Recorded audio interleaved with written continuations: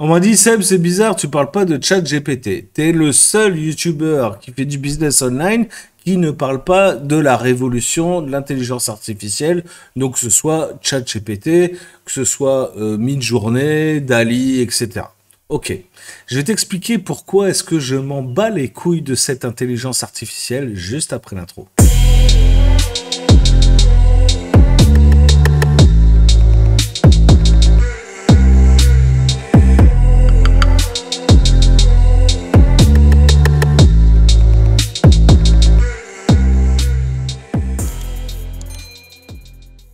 Salut à tous, c'est Seb pour Marketing Divergent. J'espère que tu vas bien, que ton business se porte bien, que tu as de grandes ambitions pour 2023 et surtout que tu vas arrêter de me tanner le cul avec l'intelligence artificielle parce que franchement, je commence à en avoir ras-le-bol. Pourquoi? Parce que cette intelligence artificielle, c'est pas depuis hier. Vous êtes tous en train de baver là sur ChatGPT, voilà, comme quoi ça serait l'éternelle révolution, la super révolution, pardon, tu vois, de 2022, voilà, et qu'en 2023, il y a GPT-4 qui va sortir, donc GPT-4 pour les francophones, qui est 1 million de fois plus puissant, je sais pas quoi. Ok, mais on parle de quoi exactement? On parle d'une intelligence artificielle, ok? Donc cette intelligence artificielle, si tu lui donnes pas les bonnes commandes, les prompts, hein, qu'on appelle, si tu lui donnes pas les bonnes commandes, elle te fera pas le travail que tu espères qu'elle te fera. Donc déjà, donc ça veut dire que si tu n'as pas suffisamment d'intelligence pour poser les bonnes questions à l'intelligence artificielle, te répondra à côté de la plaque. Ça, c'est la première chose. Deuxième chose, tu vois, dans nos métiers, on fait du marketing, machin. Ce qui paye le plus, c'est pas tant l'écriture de textes de vente ou d'articles SEO, etc. C'est la stratégie que tu vas mettre derrière. C'est-à-dire que l'intelligence artificielle, tu peux lui demander de te pondre une stratégie, tu vois, pour ton business. Elle va te pondre un truc, tu vois, ultra générique. Et le pire, c'est qu'elle va proposer cette même réponse à d'autres personnes. Parce que pour elle, elle aura répondu à la question. Et donc, il n'y a pas, pour elle, il n'y a pas 50 réponses à la même question. Voilà, c'est aussi simple que ça. Mais l'humain est plus compliqué que ça. Je peux t'expliquer exactement la même chose de 5 ou 10 ou 20 façons différentes. Alors que l'intelligence artificielle, elle se contentera de te donner exactement la même réponse, puisque pour elle, c'est la meilleure réponse possible à ta question. Donc, tu vois, il faut que tu comprennes un petit peu que l'humain, c'est pas une sous-merde. Il faut bien que tu te foutes ça dans la tête. Alors des sous-merdes, il y en a plein. Il y en a plein, hein, il y en a plein. C'est des putains de parasites qui nous parasitent cette putain de société. Et ces mecs-là, tu les retrouves à manifester le samedi, hein. Donc voilà, en gros, si tu veux nettoyer un petit peu la France de toutes ces sous-merdes, hein, tu passes un coup de Karcher le samedi après-midi, ma foi, tu vas enlever 90% de parasites. Bon, voilà, ça c'est mon avis. Je devrais pas le dire, mais je le dis quand même parce que j'en ai rien à foutre. Euh, L'intelligence artificielle, c'est un outil, quoi, tu vois. Donc, il faut arrêter de voir ça comme une... Alors, c'est une révolution technologique, certes, mais c'est pas une révolution technologique nouvelle, hein. Je veux dire, c'est quelque chose qui est en éternelle évolution et qui fonctionne grâce à l'humain. Donc, dès l'instant où ça reste un outil pour soulager l'humain et pour faciliter l'humain, moi je suis pour. Je suis pour les nouvelles technologies dès l'instant où la technologie sert à l'humain. Mais on est en train de dire sur YouTube que l'intelligence artificielle va remplacer des humains. Mais arrêtez de vous branler là-dessus, les mecs. Ça n'existera jamais. Je vais te dire un truc, c'est impossible. Alors ça remplacera des sous-merdes, ça c'est évident. Ça remplacera des parasites, c'est évident. Mais ça remplacera pas des gens qui savent se connecter avec leur putain de cerveau. Alors je suis peut-être prétentieux, mais je me mets dans cette classe-là. Tu vois, je vois pas une intelligence artificielle qui arriverait à faire le boulot que j'établis tous les jours. Très sincèrement. Ça me paraît impossible. Alors je dis pas que en termes de production, elle serait pas plus performante que moi, tu vois. Bien évidemment que si, sur des tâches répétitives, etc. Elle sera bien plus forte que moi. Elle a pas besoin de dormir, elle peut travailler H24, etc. Ok, tu vois. Mais en ce qui concerne, tu vois, la connexion avec le cerveau, tu vois, que ça se passe comment en fait? C'est pas l'intelligence artificielle qui va décider quelle stratégie je vais mettre en place demain comment est-ce que je vais répondre à mon client en coaching, comment est-ce que je vais aider les gens à débloquer leur business, à passer à un niveau supérieur, à scaler. Tout ça, une intelligence artificielle n'est pas capable de le faire. Alors moi je veux bien qu'elle ait... Par exemple, tu vois, si on peut faire les essais. D'ailleurs, on va faire des essais en live là tout à l'heure, juste après mon petit baratin, là, mon petit coup de gueule. Mais tu vas voir que c'est vachement limité et c'est toujours des réponses répétitives. Alors, je sais ce que tu vas me dire. Ouais, mais pour l'instant, c'est une démo, machin. Ok, effectivement, OpenAI, pour l'instant, tout ce qu'ils ont diffusé, c'est un objet publicitaire. Tu vois, ChatGPT, c'est un objet publicitaire pour populariser, pour rendre obvious l'intelligence artificielle au cœur de nos vies. Ok, donc c'est pour le mass market. Voilà. Mais clairement, même si l'optimisation de ce truc-là était 1 million de fois plus performante, on ne remplacerait toujours pas l'humain sur sa stratégie, sur son analyse psychologique des autres humains. Un humain ne peut pas, une intelligence artificielle ne peut pas analyser un humain. C'est comme ça que ça fonctionne. C'est l'inverse, oui, il fonctionne. Un humain peut juger la capacité psychologique et d'analyse psychologique d'une intelligence artificielle, certes, mais pas le contraire. Donc voilà, faut remettre un petit peu les choses à leur place. Quand on dit que les gens en fait vont perdre leur emploi à cause de l'intelligence artificielle, tout ça c'est de la spéculation. Tu vois, c'est un peu une théorie du complot, tu vois, complètement débile. Tu vois, c'est un peu comme l'histoire des coupures d'électricité en France. Enfin voilà, tu vois, il a fait froid là dernièrement, vous n'avez pas eu de coupure parce que bah, la France est capable de fournir l'électricité pour tout le monde. Voilà. Si elle arrêtait de vendre, tu vois, son excédent d'énergie aux étrangers et ensuite le racheter, on n'aurait pas non plus une explosion de 300% de la facture d'électricité. Donc voilà, hein, tout ça, c'est parce que tu vois, le business a été mal géré et ils n'ont pas prévu que les centrales nucléaires, en fait, n'allaient pas être renouvelées, rénovées et remises en activité. Donc voilà, c'est juste enfin, je veux dire, un problème dans le business plan, en fait, c'est tout.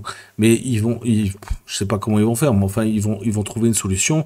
Et d'ailleurs, s'ils appliquaient le plan qui a été prévu dans les années 80-90 pour recycler, enfin, créer des centrales de nouvelle génération à recycler les déchets nucléaires, il n'y aurait pas besoin de les enterrer dans l'ouest de la France, hein, et on pourrait servir de ces déchets nucléaires pour produire de l'électricité propre, en fait, finalement.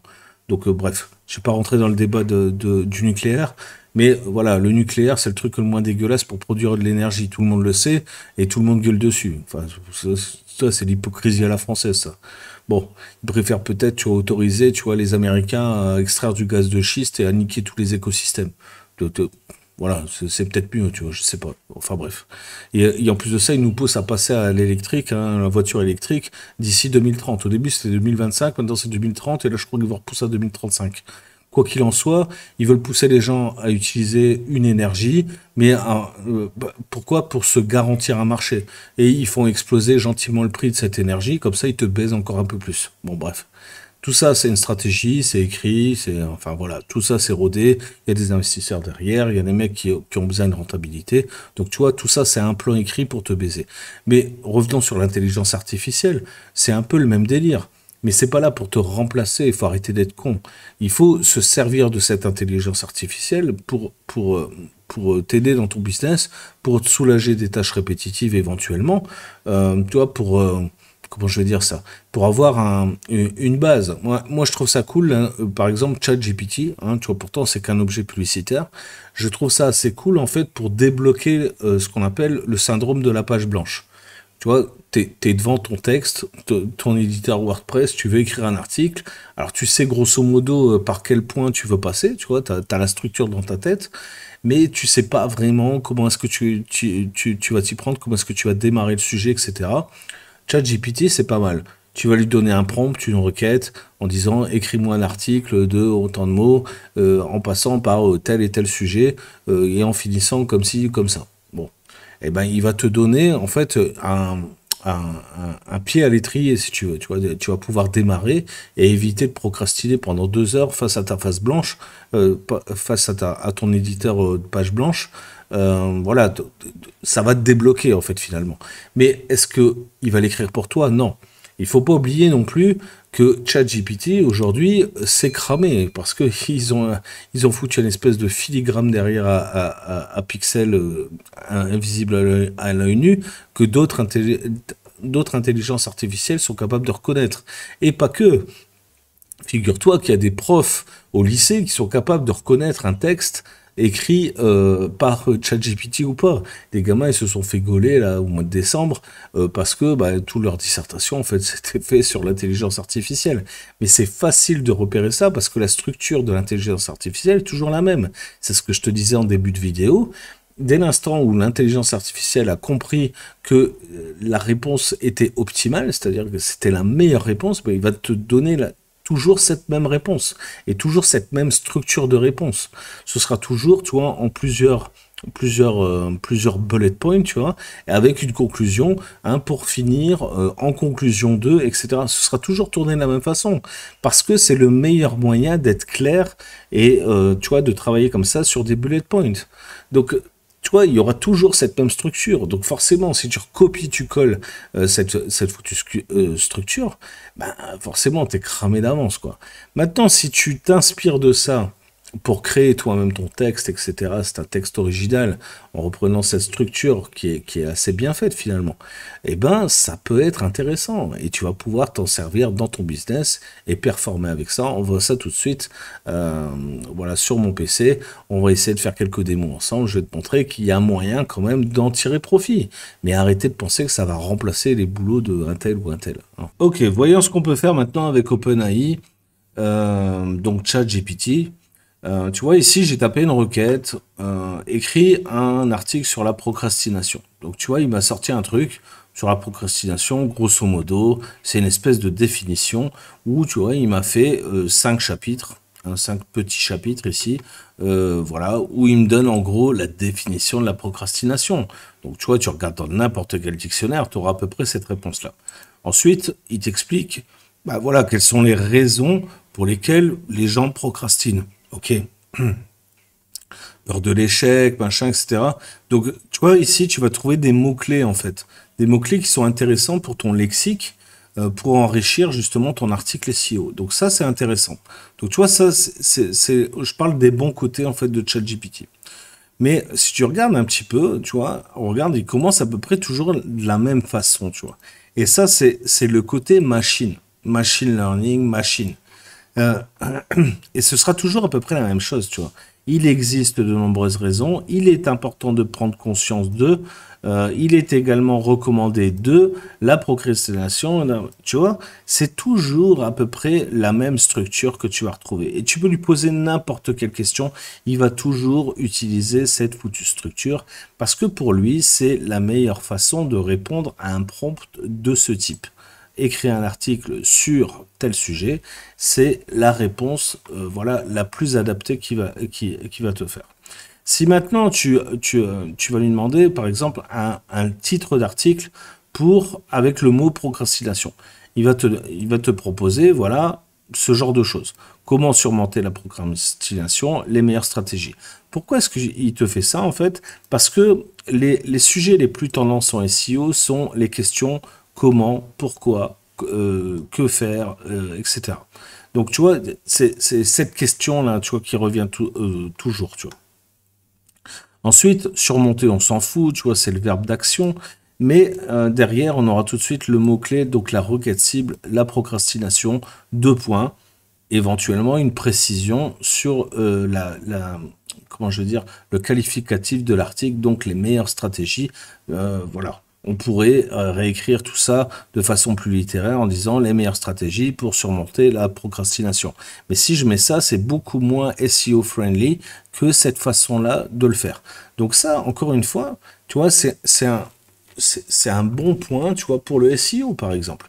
Tu vois, pour la structure SEO, de créer un article qui a cette structure-là de titre, c'est beaucoup plus performant plutôt que de l'avoir de façon littéraire, comme j'ai pu te le dire en fin.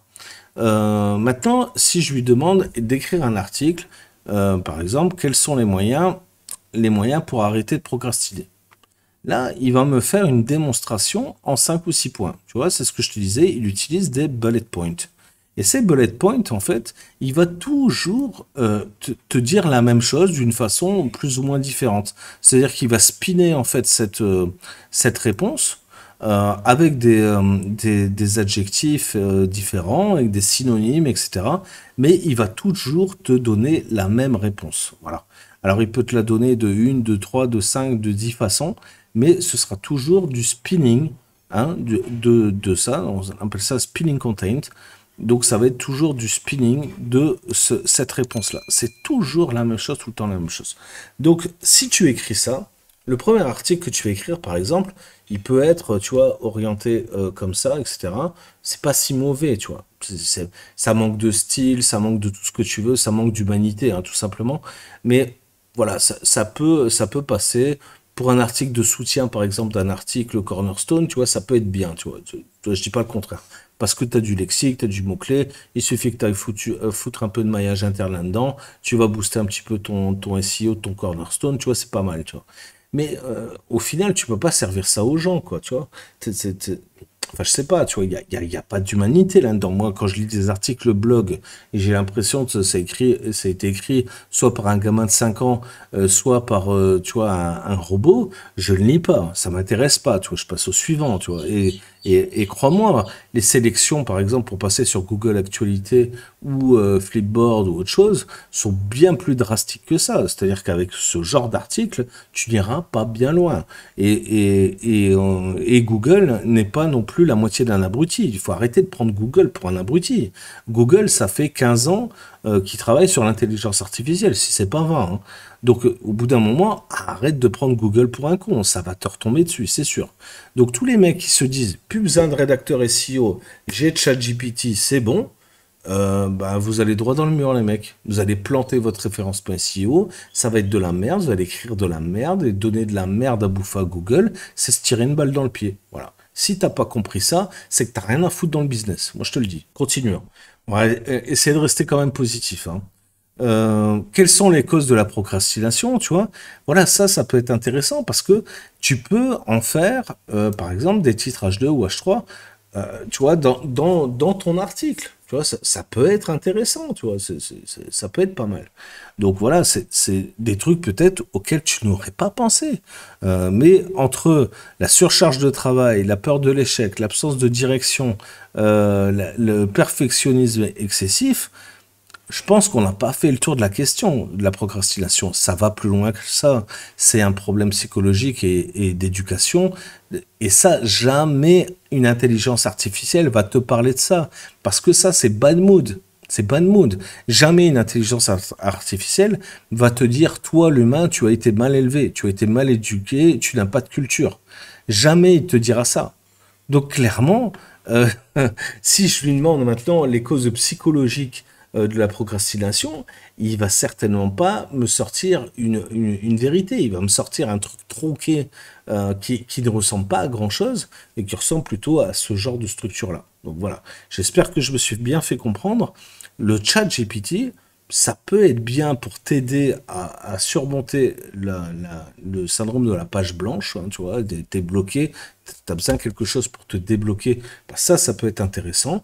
Pour du service client, etc., ça peut être aussi intéressant, mais sache que le service client, si tu le fais en mode robot Amazon, parce que Amazon, hein, ça je le rappelle peut-être, enfin, je l'explique peut-être que tu vas le découvrir, mais Amazon a un outil de réponse automatique service client qui est bien plus performant que ce que ChatGPT peut faire.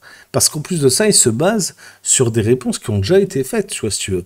Donc c'est déjà une intelligence artificielle déjà qui gère ça. Alors je sais plus comment il s'appelle, enfin comment s'appelle ce plugin, tu vois, que tu peux avoir sur Amazon, mais clairement tu peux automatiser déjà ton service client. Et donc ça, c'est pas une nouveauté. Autre chose que j'ai oublié de souligner, c'est que ChatGPT, tu vois, ça fait un tabac là, tu vois, fin 2022, début 2023, ok, tout le monde en parle, machin bidule, sauf que le truc, en fait, il est disponible en ligne depuis le 30 novembre, chez les développeurs, etc. On en parle déjà depuis, je sais pas combien de temps, hein, tu vois, donc il n'y a pas de nouveauté là-dedans. Donc si tu viens de découvrir ChatGPT là-dedans, bah, tu vois, moi on m'a appris un truc en business, on m'a dit, quand c'est Hein, when it's obvious, it's too late. Donc quand c'est évident, bah c'est que c'est trop tard. Et aujourd'hui, ChatGPT, c'est trop tard, les mecs. Parce que tout le monde y a accès, parce que tout le monde se rue sur ce truc. Et c'est juste un produit publicitaire, tu vois. C'est ça qu'il faut te dire, tu vois. OpenAI te propose d'essayer la technologie. Il te dit pas de t'en servir au quotidien, tu vois, pour travailler. Donc voilà, il faut remettre les choses dans leur contexte. On a tendance à s'emballer comme ça, tu vois, en France, pour des trucs. Enfin, je sais pas, moi je trouve ça, tu vois. Si encore on était là en train d'applaudir la technologie, le travail des gens, etc., machin, moi je comprendrais. Mais là, on est en train de se dire, oh putain, je vais pouvoir virer un tel parce que tu vois, j'ai ça, chez ChatGPT, tu vas pas le faire à sa place, chez ci, j'ai ça. Moi je suis copywriter, tu vois, je vais perdre mon boulot, je vais plus avoir de clients. Mais c'est ChatGPT qui va aller chercher tes clients, tu crois? C'est n'importe quoi. Et les mecs qui pensent faire des business sur Fiverr, sur 5euros.com, enfin ComeUp, maintenant, avec ça, mais vous trompez les mecs, hein. Qui est-ce qui va payer pour ça? Qui est-ce qui va payer pour un article écrit par une intelligence artificielle? Alors que ça se voit des kilomètres. Ça se voit des kilomètres. Personne ne va payer pour ça. Alors si, vous allez trouver toujours des pigeons. De toute façon, des pigeons, il y en a tout le temps. Mais franchement, baser son business sur des pigeons, c'est... Bon, voilà, tu vois. Hein, vous savez ce que j'en pense. C'est de la merde. Voilà, c'est tout. Donc, faut savoir se regarder aussi en face, hein, tu vois, dans la vie, tu vois, quand tu fais quelque chose, t'es fier d'avoir accompli quelque chose. Si t'as eu besoin d'un robot pour accomplir ce que t'as accompli, mais t'as rien accompli, c'est le robot qui l'a accompli à ta place. Donc, voilà, alors, toi, tout ce que tu peux te féliciter, c'est à la limite d'avoir tapé le bon prompt, hein, tu vois, la bonne commande d'ordre, c'est tout. Voilà. C'est comme quand tu vas au bistrot, est-ce que tu vas te féliciter d'avoir commandé le bon plat, hein, le plat qui va te faire kiffer au restaurant? Moi, je pense pas. Tu vas aller féliciter peut-être le cuisinier, le chef cuisinier, tu vois, je sais pas, ou la patronne ou le patron, tu vois, de la qualité de ce que tu as mangé. Mais tu vas pas te féliciter toi-même d'avoir fait le bon choix sur un putain de menu, quoi. Faut arrêter de déconner. Donc voilà. Je voulais juste, moi, voilà, mettre un peu le haut là, tu vois, cette connerie là. Arrêtez de croire que vous pouvez tout faire avec ça. Arrêtez, tu vois, de procrastiner sur ce truc-là. Ça peut aider vraiment à sortir un petit peu, tu vois, de l'histoire de la page blanche, mais ça s'arrête là. Voilà, point. On peut faire un essai maintenant si tu veux. C'est juste pour rigoler, d'essayer de faire un prompt, par exemple.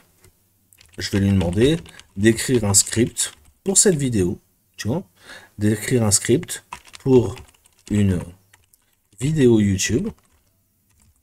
Donc, tu vois, il faut lui donner pas mal d'informations, dont le sujet est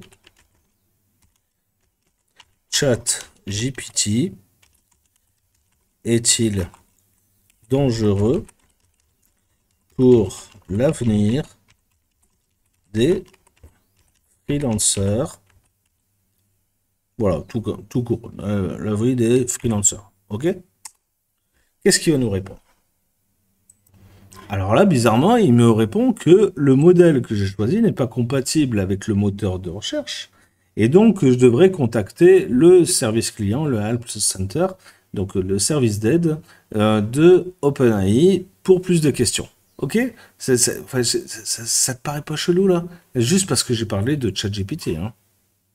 Alors j'essaie d'une autre façon, écrire un script pour une vidéo YouTube dont le sujet est l'intelligence artificielle est-elle dangereuse pour les métiers de la rédaction? Qu'est-ce qu'il va nous répondre? Je te le donne en mille. Voilà. Your request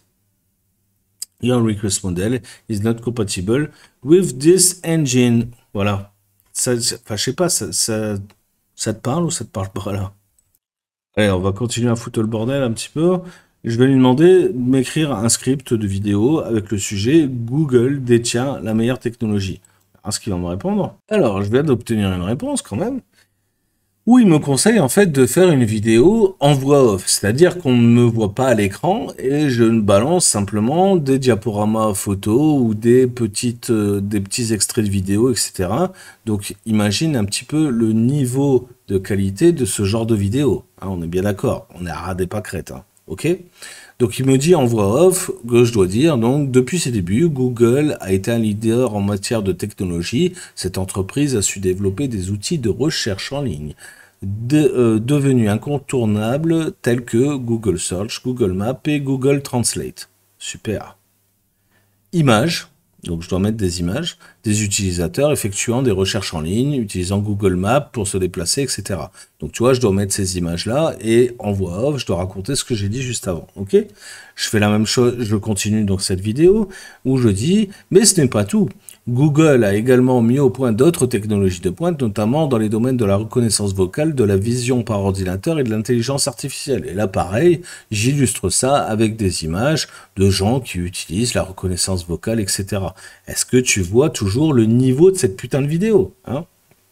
Ensuite, je dois dire, ces technologies ont non seulement facilité la vie des utilisateurs, mais elles ont également ouvert de nouvelles opportunités pour les entreprises et les industries. Et là, pareil, je dois illustrer d'images d'entreprises qui utilisent la reconnaissance vocale pour améliorer leur service client, etc. Pour finir, donc tu vois la vidéo, tu vois ces 3 sliders là, tu vois, ok, je dois dire, il est clair que Google détient la meilleure technologie en constante évolution pour répondre aux besoins de ses utilisateurs et des entreprises. C'est pourquoi il reste le leader incontesté dans le monde du numérique. Et là, je dois mettre le logo de Google et la phrase de Google, Google, technologie de pointe pour un monde connecté qui s'affiche à l'écran. Est-ce que tu veux ce genre de putain de vidéo? Est-ce que c'est ça que tu veux? Eh ben demain, si tous ces trous du cul de youtubeurs là, ils se mettent à faire du chat GPT pour leurs vidéos, ben c'est le genre de vidéo que tu vas obtenir. Et tu vas me dire encore une fois, ouais, mais ça va évoluer avec GPT-4. Ok, mais ce sera toujours la même chose. Ce sera peut-être un peu plus élaboré, il y aura peut-être un peu plus de contenu, mais ce sera toujours la même chose. On est en train de remplacer, d'essayer de remplacer l'humain dans la tête des humains. C'est devenu n'importe quoi.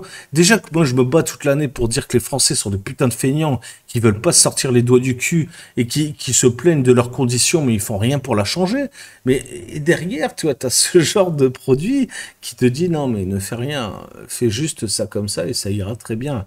La vidéo là, le script vidéo, si je te le fais en live, ça dure 2 minutes. J'aurais fait une vidéo de 2 minutes. Et encore, hein, tu vois, 2 minutes, parce que le slider serait un peu long. Mais en gros, en 2 minutes, c'est réglé. Est-ce que vraiment c'est ce que tu veux comme vidéo à l'avenir? Si c'est ce que tu veux, tu me le mets en commentaire, s'il te plaît. Moi, c'est simple, je te fais ça. Hein. Je te fais ça parce que, bah, du coup, moi, j'arrête de donner de la valeur sur YouTube. Hein, tu vois, j'arrête ces conneries. Hein, tu vois, je perds pas mon temps, tu vois, à m'exprimer, tu vois, à réfléchir à ce que je vais raconter, etc. Je fais plus ça. Je fais du chat GPT. Hein, tu vois, je demande, voilà, quelle vidéo, voilà, le sujet, le machin. Il me sort le script, je te prends le machin, et puis tu me fais des likes et tu me fais des vues. Et puis moi, j'essaie de faire de la YouTube monnaie avec ça. Voilà. Ben ça va me pas, tu sais, ça va pas me prendre longtemps de faire ça. Hein. Moi, tu vois, des vidéos comme ça, je peux en faire 15 ou 20 par jour, hein, tu vois. Tu sais, à ce rythme-là, tu vois, je peux devenir aussi un putain de zombie, tu vois, en mode intelligence artificielle. Hein.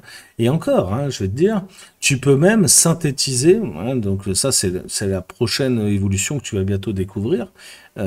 Pour l'instant, on n'en parle pas encore beaucoup, mais tu vas pouvoir synthétiser ces vidéos. C'est-à-dire que ce script-là, tu peux le mettre dans une autre intelligence artificielle qui, elle, va te simuler la vidéo. Donc tu n'as absolument plus rien à faire.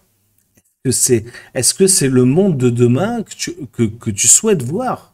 Est-ce que c'est ça que tu veux pour tes enfants? Est-ce que c'est ça que voilà, est-ce que c'est ce contenu-là que tu souhaites sur YouTube? Dis-moi. Dis-le-moi en vidéo, dis-le-moi en commentaire s'il te plaît, ça m'intéresse beaucoup. J'aimerais énormément avoir ton avis. Donc n'hésite pas à le faire, la zone commentaire est faite pour toi. Si tu apprécies ce contenu, mets-moi un like, mais à mon avis, tu vois, ça va être plutôt le contraire. Mais je pense que j'ai à peu près bien tourné ça. J'essaye, moi, de t'ouvrir les yeux. Hein. Après, voilà, tu vois, si tu as envie de rester les yeux fermés et de te concentrer là-dessus, vas-y, hein, fais ta life. Hein. Fais comme tu veux, c'est ta vie, voilà, tu vois, il n'y a pas de problème. Mais si tu crois aller à la retraite, aller jusqu'à la retraite avec l'intelligence artificielle, moi je pense que tu te fous le doigt dans l'œil. Aujourd'hui, tu dois acquérir des compétences pour toi.